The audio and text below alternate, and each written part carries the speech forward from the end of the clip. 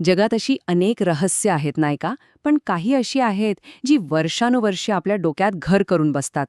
चला तर मग आज अशाच एका सर्वात प्रसिद्ध आणि गूढ रहस्याचा पर्दाफाश करूया. समुद्राचा असा एखादा शापित कोपरा असू शकतो का, जिथे जहाजं आणि विमानं नुसती गायब होतात, कोणताही माग न ठेवता? हा तोच प्रश्न आहे ज्याने दशकांपासून लोकांना वेड लावलाय. एक असा भाग जिथे जाणारी कुठलीही गोष्ट परत येत नाही असं म्हणतात. पण यातलं खरं काय आणि खोटं काय? चला शोधून काढूया. तर आपण बोलतोय बर्मुडा ट्रँगलबद्दल. काही जण याला सैतानाचा त्रिकोण किंवा डेव्हिल्स सी असंही म्हणतात. नकाशावर पाहिलं तर याच्या सीमा साधारणपणे बर्मुडा, मियामी आणि पोर्तो रिकोमधील सान जुआन यांना जोडतात. पण प्रश्न हा आहे की समुद्राच्या या एका तुकड्याला इतकी भीतीदायक ओळख मिळाली तरी कशी? यामागे एक मोठा इतिहास आहे. ही गोष्ट काही एका रात्रीत घडलेली नाही. याची बीज रोवली गेली 1918 मध्ये, जेव्हा USS सायक्लॉप्स नावाचं एक मोठं जहाज गायब झालं. मग खरी ठिणगी पडली 1945 मध्ये फ्लाईट 19च्या घटनेने. या घटनेने तर जगभरात कुतूहल निर्माण केलं. पण गंमत म्हणजे या जागेला बर्मुडा ट्रँगल हे नाव मिळालं ते 1964 मध्ये विन्सेंट कॅडिस नावाच्या लेखकामुळे. आणि मग काय, 1974 मध्ये चार्ल्स बर्लिच यांनी एक पुस्तक लिहिलं आणि एलियन्स, टाईम वॉर्प्स अशा कल्पनांना जगभर पसरवलं. बरं, या संपूर्ण दंतकथेचा पाया फक्त 2 मोठ्या घटनांवर टिकून आहे.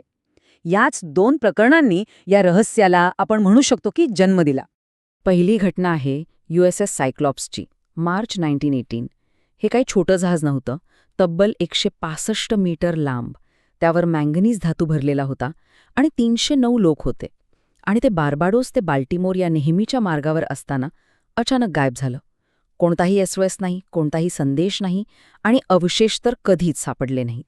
ह्या घटनेचं गांभीर्य किती मोठं होतं हे लक्षात घ्या. अमेरिकेच्या नौदलाच्या इतिहासात युद्धाव्यतिरिक्त झालेली ही सर्वात मोठी जीवितहानी होती. यामुळेच या घटनेकडे सगळ्यांचं लक्ष वेधलं गेलं. आता येऊया फ्लाईट 19च्या प्रकरणाकडे. डिसेंबर 1945 अमेरिकन नौदलाची 5 बॉम्बर विमानं फ्लॉरिडाहून एका नियमित सरावासाठी उडाली. हवामान एकदम स्वच्छ होतं, पण काही वेळातच फ्लाईट लीडरचा संदेश येतो की त्याचे दोन्ही कंपास निकामी झाले आहेत. ते भरकटतात आणि मग 5ही विमानं गायब होतात. पण गोष्ट इथेच संपत नाही. त्यांना शोधायला पाठवलेलं एक बचाव विमानही गायब झालं. फ्लाईट 19च्या लीडरचा तो शेवटचा रेडिओ संदेश ऐकल्यावर अंगावर काटा येतो. माझी दोन्ही कंपास निकामी झाली आहेत, आपण कुठे आहोत हे मला नक्की माहीत नाही. या शब्दांमधून त्या क्षणी असलेला गोंधळ आणि भीती स्पष्ट जाणवते. आणि त्यानंतर शांतता. त्यांचा संपर्क कायमचा तुटला. ह्या घटनानंतर साहजिकच 2 गट पडले. एक गट म्हणत होता की यामागे नक्कीच काहीतरी अलौकिक शक्ती आहे, तर दुसरा गट याचं वैज्ञानिक स्पष्टीकरण शोधण्याचा प्रयत्न करत होता. एका बाजूला होत्या रहस्यमय कथा.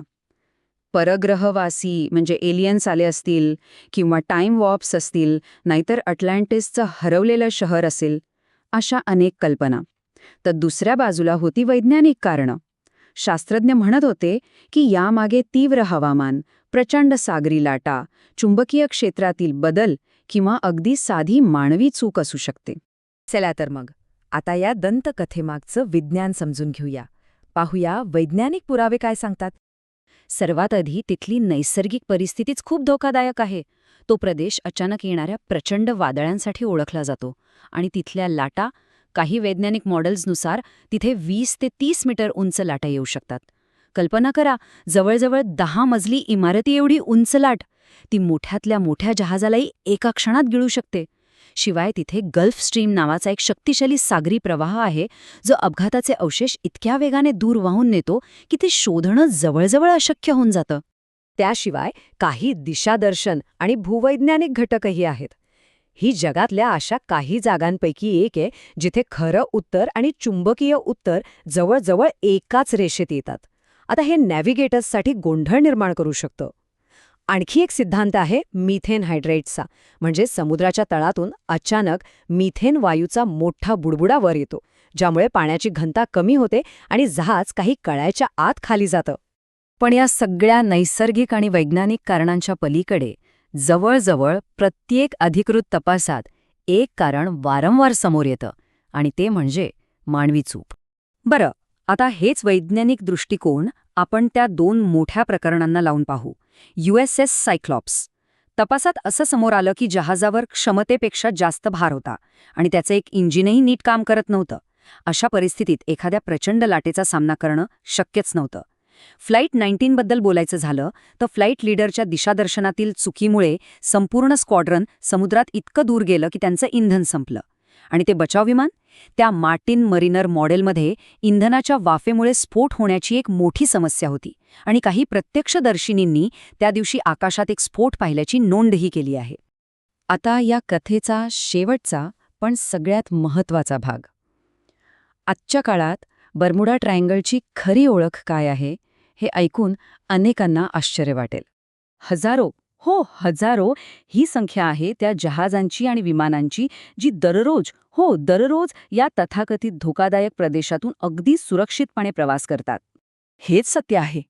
ज्याला आपण मृत्यूचा त्रिकोण म्हणतो, तो प्रत्यक्षात जगातल्या सर्वात व्यस्त हवाई आणि सागरी मार्गांपैकी एक आहे. आणि याचा सगळ्यात मोठा पुरावा मिळतो विमा कंपन्यांकडून. लॉयड्स ऑफ लंडनसारख्या मोठ्या कंपन्या धोक्याचं मूल्यांकन करूनच प्रीमियम ठरवतात, बरोबर? तर ह्या कंपन्या बर्मुडा ट्रायंगलमधून जाणाऱ्या जहाजांसाठी कोणताही जास्तीचा प्रीमियम आकारत नाहीत. का? कारण त्यांच्या आकडेवारीनुसार तिथे होणाऱ्या अपघातांचं प्रमाण जगातल्या इतर कोणत्याही समुद्राएवढंच आहे, जास्त नाही. तर मग बर्म्युडा ट्रायंगल म्हणजे काय? नैसर्गिक धोके, मानवी चुका आणि काही लोकांनी रंगवून सांगितलेल्या कथा यांचे एक मिश्रण. पण मग एक शेवटचा प्रश्न उरतोच. जर विज्ञानाकडे या सगळ्याची उत्तरं आहेत, तर मग आपल्याला आजही या रहस्याचं इतकं आकर्षण का वाटतं? कदाचित आपल्याला अज्ञात गोष्टी आवडतात नाही का? यावर विचार करायला हरकत नाही.